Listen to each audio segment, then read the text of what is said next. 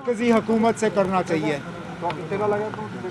मेरे पास कोई ऐसी जानकारी नहीं है जिसके बुनियाद पे मैं ये कह सकूं कि हाँ जी, अफ़गानिस्तान के जो हालात हैं उनका असर जम्मू कश्मीर पे पड़ेगा या नहीं पड़ेगा। तो मैं इस पे कोई टिप्पणी नहीं करना चाहता हूँ। अफ़गानिस्तान में जो हुआ वो हमारे सामने है। इसका असर जम्मू कश्मीर पे पड़ेगा या नहीं पड़ेगा, इस सवाल का जवाब मरकज़ी हुकूमत के पास है, मेरे पास नहीं है। अल-कायदा की तरफ से थ्रेट आई है, हिज़्बुल मुजाहिदीन चीफ सैयद सलाउद्दीन ने कहा है। मैंने ऐसी कोई बात सुनी नहीं है और मैंने आपसे कहा ना, ये सवाल आप मरकज़ की हुकूमत से करिए ना। मेरे पास कोई ऐसी जानकारी नहीं है जिसके बुनियाद पे मैं आपके सवाल का जवाब दे सकूं।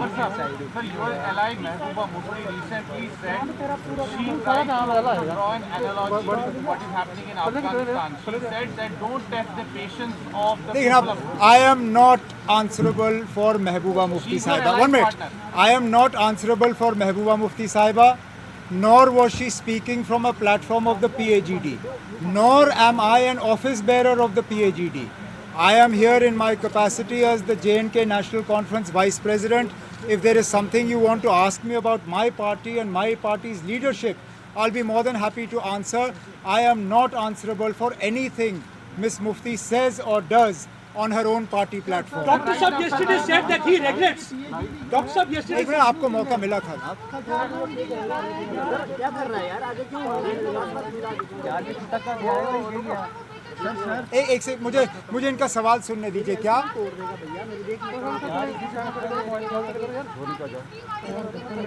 मुझे आपका सवाल सुनाई नहीं दे रहा है।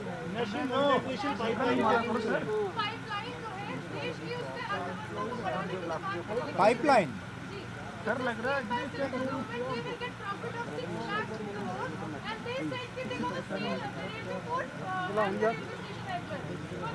privatization and monetization of the assets of the... Then I think it's important that you draw a distinction between privatization and monetization. Monetization is giving an asset on a lease, but not transferring the ownership of that asset. I see no reason why I should be opposed to a scheme that is looking to monetize an asset that is otherwise not being able to give me a suitable return. If these same assets were being privatized, I would then have questions to ask the government. But as far as monetizing an asset is concerned, if the ownership of that asset is not being transferred and the government is able to earn from an asset that is otherwise dead, why should I oppose it? I support any scheme that will allow the government to raise revenue without putting the burden on the everyday people. My opposition is to the heavily taxed fuel, the way you are taxing petrol, the way you are taxing diesel, the way every day gas cylinder prices are going up. I am opposed to that. I would not oppose a scheme that allows you to monetize an asset without transferring ownership of that asset. Yes, I hope that the process that is followed is a transparent one, that it is not only friends of the BJP that benefit from this scheme. There should be an open, transparent bidding process. Let those the people who succeed in that bid come forward. Let those assets be monetized and let the benefit of that come to the people of India.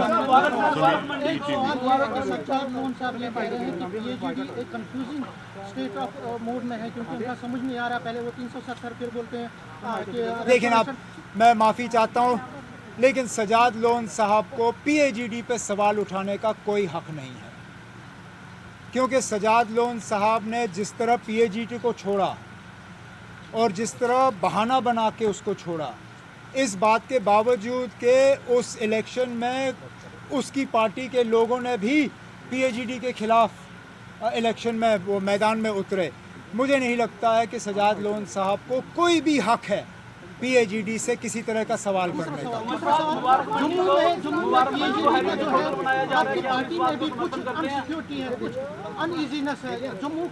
लेकिन अब हम अभी लगभग 4 घंटे की meeting कर चुके हैं जम्मू के साथियों के साथ। सारे सीनियर साथी हैं, पूरे जम्मू प्रोविंस के हमारे कोई भी इलाका ऐसा नहीं है जिसकी आवाज़ आज सुनी नहीं गई, और किसी भी एक साथी ने PAGD को लेके किसी भी तरह का कोई खदशात जो है जाहिर किया। यहाँ तक कि PhD पे मेरे किसी साथी ने कोई बात भी नहीं छेड़ी। केंद्र सरकार कह रही है कि जम्मू कश्मीर में चुनाव जो है वो जल्द होंगे। आपको लगता है कि यूपी और पंजाब के चुनाव से पहले यहाँ पर चुनाव होंगे या हो जाने चाहिए? जनाब, चुनाव का फैसला इलेक्शन कमीशन के हाथों है। इलेक्शन कमीशन जब यहाँ इलेक्शन कराने का फैसला करती है तो अच्छी बात है। हम तो 2019 में इलेक्शन की तैयारी करके बैठे हुए थे, क्योंकि तब तक हमारा असेंबली जो है वो ख़त्म किया गया था। जब इलेक्शन कमीशन जो है इलेक्शन कराना चाहे करे। हमारा तो सिर्फ ये है कि आप इलेक्शन से पहले हमें स्टेटहुड वापस कर दीजिए, बाकी लड़ाइयाँ हम सुप्रीम कोर्ट में लड़ते रहेंगे। चाहे वो, मुझे ख़त्म करने दीजिए ना आप, चाहे वो 370 को लेके हो, चाहे जो भी 5 अगस्त 2019 को हुआ उसकी लड़ाई जो है हम सुप्रीम कोर्ट में लड़ते रहेंगे। लेकिन जहाँ मुल्क के वज़ीर आज़म, मुल्क के होम मिनिस्टर सबों ने पार्लियामेंट में कमिट किया है कि जम्मू कश्मीर को जो है स्टेटहुड वापस किया जाएगा, हम तो कहते हैं ना, अब नेक काम में देरी क्यों। आप इलेक्शन से पहले स्टेटहुड का ऐलान करिए, जम्मू कश्मीर को फुल स्टेटहुड रिस्टोर करिए और शौक से इलेक्शन कराइए ना, हमें क्या एतराज़ है। अगर नहीं होता तैयारी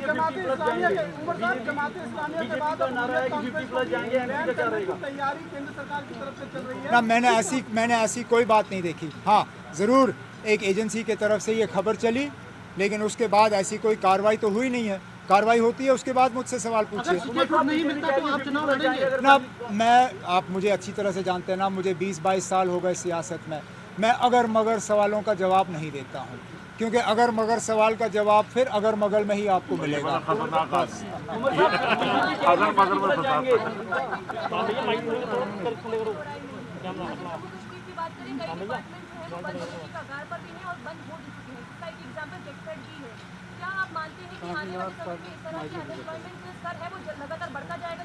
शुक्र है आपने ये सवाल किया। तो फिर मुझे बताइए ना, 5 अगस्त 2019 का मकसद क्या था? जम्मू कश्मीर के लोगों को कहा गया था कि 370 ही एक रुकावट है और 370 के हटने के बाद यहाँ बेरोज़गारी का खात्मा होगा। लेकिन आपने खुद सवाल में कहा कि यहाँ बेरोज़गारी जो है रोज़ बरोज़ बढ़ती जा रही है। तो फिर कहाँ गए वो रोज़गार के रास्ते? कहाँ गई वो एम्प्लॉयमेंट? कहाँ गया वो इन्वेस्टमेंट? यहाँ तक कोई बेचारे जो कमा रहे थे उनकी कमाई भी आपने छीन ली।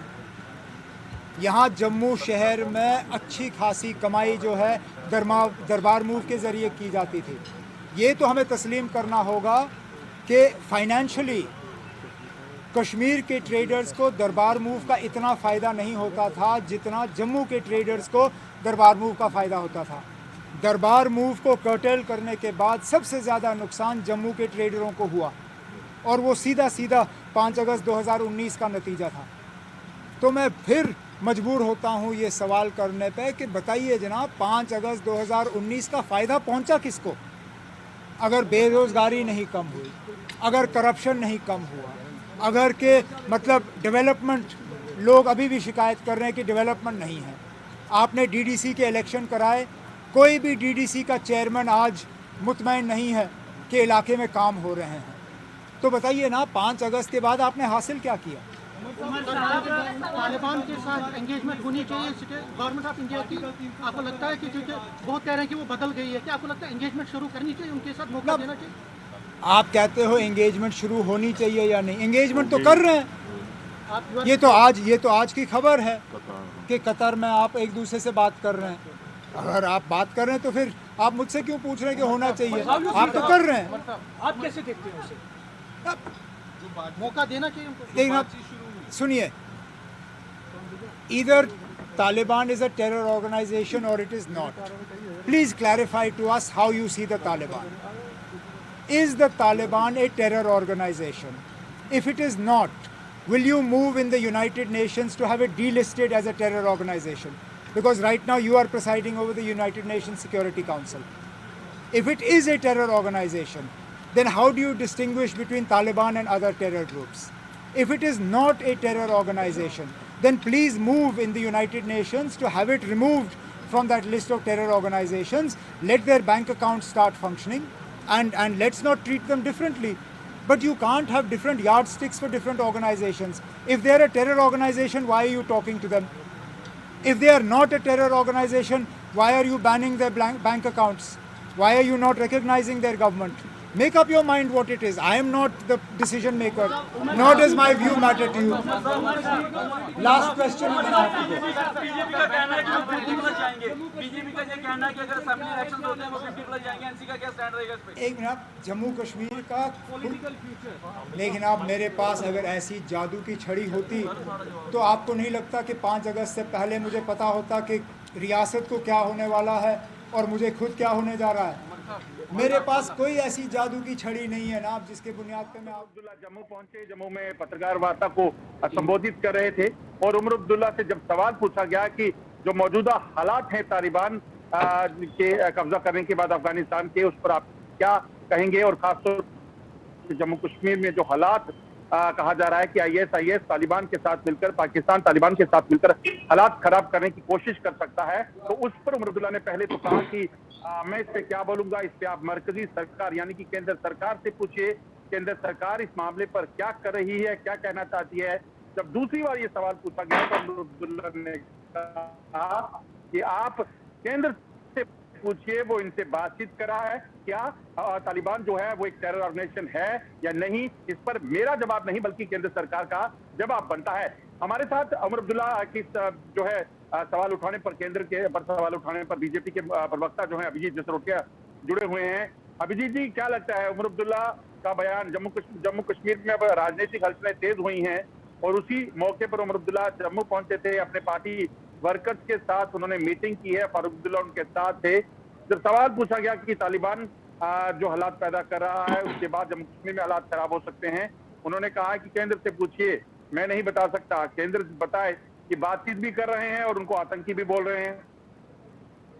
देखिए, ऐसे है, उमर साहब ने अगर इन क्वेश्चनों को बड़ा सिलेक्टिवली डॉज किया है तो शायद ये उनकी, आप समझ लीजिए कि उनकी कुछ मजबूरी भी रही होगी, कहीं तो खुलकर भी ये कभी भी तालिबान या किसी और टेररिस्ट आउटफिट के खिलाफ ये लोग बोलते ही नहीं है। और ये कहीं ना कहीं के दोहरे मापदंड की जो नीति है उसी कारण ही तो जम्मू कश्मीर ने आज तक सफर किया जंजाल।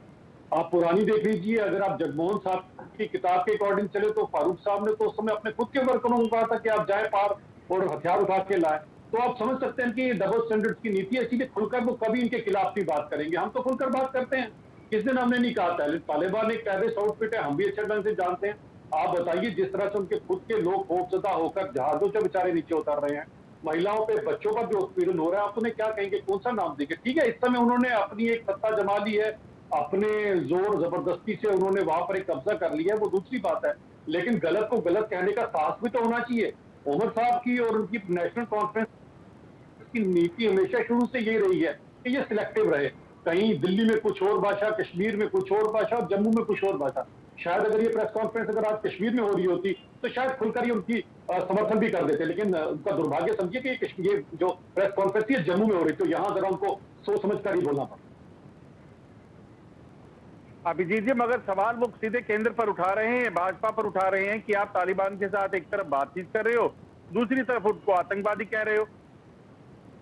देखिए, मेरा साहब ऐसा है कि इस समय अभी भी हमारे भारत के लोग तालिबान अफगानिस्तान में फंसे हुए, तो अगर हमने बात की तो किस लिए बात की है? बात इसलिए की है कि हमारे लोगों को, हमारे कई सिख भाई हैं जो वहां पर खौफजदा आना चाहते हैं, कई हिंदू भाई हैं जो वहां पर फंसे हुए हैं जो आना चाहते हैं, तो आप बात बताएं क्या करें हम जरा? तो इसके अंदर बातचीत कर ही कुछ ना कुछ इसका हल निकलेगा। तो हम अगर कर रहे हैं तो अपने लोगों के लिए, अपने देश के लिए जो हमारे को सूट करता है या देश के लिए जो प्राथमिकता है उसी के दौर पर बात करेंगे। हम इनकी बात नहीं करेंगे जो कि बड़े सिलेक्टिव है। ये तो इनको अगर आप पूछ ली तो ये टेररिस्ट को टेररिस्ट ना कह के मिलिटेंट कहेंगे, मुजाहिद कहेंगे। इनको तो अभी तक इनके शब्दों का चयन इनकी मजबूरी है, क्योंकि इनकी सियासत की मजबूरी यही है कि इनकी सियासत इन्हें ये अलाउ ही नहीं करती कि उस तरह के वो शब्द यूज करें जो शायद एक हिंदुस्तानी को करने चाहिए। अभिजीत जी, दूसरी चीज की, फारूक अब्दुल्ला और उमर अब्दुल्ला जो है आज जम्मू पहुंचे हैं, उन्होंने अपने पार्टी वर्कर्स के साथ मीटिंग की है। कल फारूक अब्दुल्ला का बयान आया था कि जम्मू कश्मीर में नेशनल कॉन्फ्रेंस सबसे बड़ी पार्टी बनकर उभरेगी और सरकार बनाएगी आने वाले चुनावों में जब भी फेयर इलेक्शन होते हैं। आज वो जम्मू पहुंचे हैं, अपने वर्कर्स से मीटिंग की है। कहीं ना कहीं राजनीतिक हलचलें तेज हुई हैं और सीधे तौर पर नेशनल कॉन्फ्रेंस, ये कहूंगा कि सीधे तौर पर कहीं ना कहीं जो चुनावों का बिगुल है नेशनल कॉन्फ्रेंस ने बजा दिया है। देखिए इंडिया साहब, ऐसा है, सबसे पहले फारूक साहब ने एक बड़ी स्टेटमेंट तो यूज कर दी, अगर इलेक्शन फेयर होती है, मुझे बताएं जरा भाजपा के इस दौर में कहां पर अनफेयर हुआ इलेक्शन आज तक।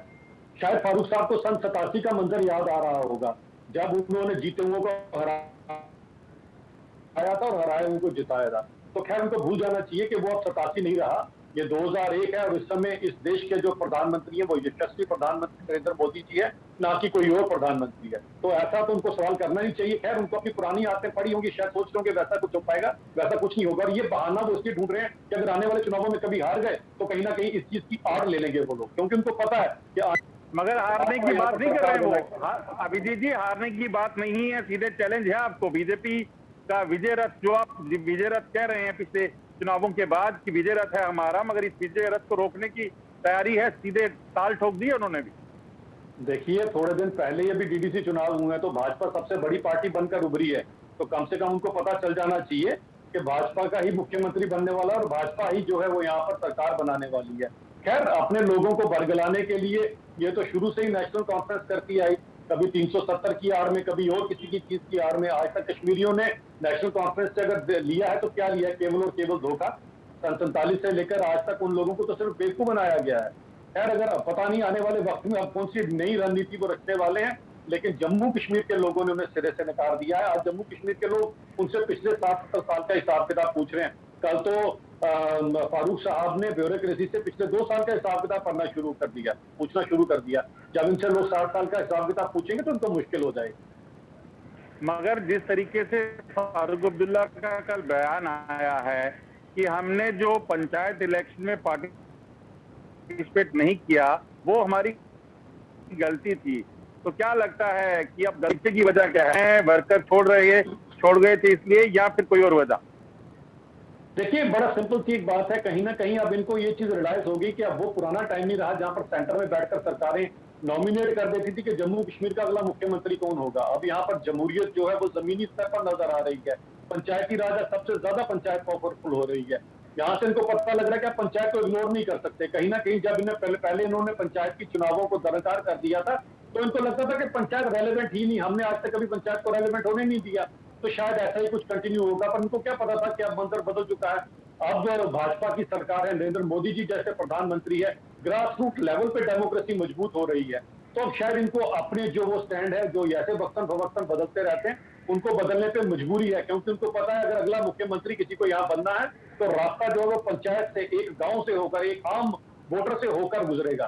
तो इसीलिए आज इनको याद आ रही है पंचायत की, जो उनको पिछले 60-70 साल कभी याद ना आया। शुक्रिया अभिजीत जी हमारे साथ जुड़ने के लिए। और आपको बता दूं कि पूर्व मुख्यमंत्री जम्मू कश्मीर के उमर अब्दुल्ला, जिन्होंने आज प्रेस कॉन्फ्रेंस की, जब अपने पार्टी वर्कर्स के साथ मुलाकात की, उसके बाद जो है जब सवाल पूछा गया तालिबान का जो जिस तरीके से अफगानिस्तान पर कब्जा हुआ है, उसके बाद क्या आपको लगता है कि जम्मू कश्मीर में हालात खराब होंगे? पहले तो उन्होंने कहा कि आप जाइए इस विषय पर जो है केंद्र से पूछिए, क्योंकि हम इस पे क्या बोलेंगे, हमारा प्रेरोगेटिव नहीं है, जो सत्ता में है वो इस पे जवाब दें। मगर जो मेरे पास जानकारी है उसके मुताबिक ऐसा मैं कुछ नहीं बता सकता। मगर जब बार बार उनसे मतलब यानी कि दूसरी बार जब ये सवाल पूछा गया तो उन्होंने कहा कि आप जिस चीज को लेकर पूछ रहे हैं उसके लिए मुझे नहीं, केंद्र सरकार को साफ करना होगा, जो एक तरफ उनको आतंकी भी बोलती है और दूसरी तरफ उनसे बातचीत भी कर रही है। तो केंद्र पहले साफ करे कि तालिबान आखिर है कौन, आतंकी है या फिर वो जो उनको जो है वो केंद्र भी अब रिकॉग्नाइज कर रहा है। और बीजेपी की तरफ से कहा गया है कि उनसे बातचीत के पीछे मकसद जो है ये नहीं है कि उनके साथ रिश्ते बेहतर करने हैं, मगर अपने लोग जो भारतीय वहां फंसे हुए हैं अफगानिस्तान में, उनकी जान की सलामती है। आज के शो में बस इतना ही, कल आपके सामने फिर हाजिर होंगे, तब तक के लिए नमस्कार।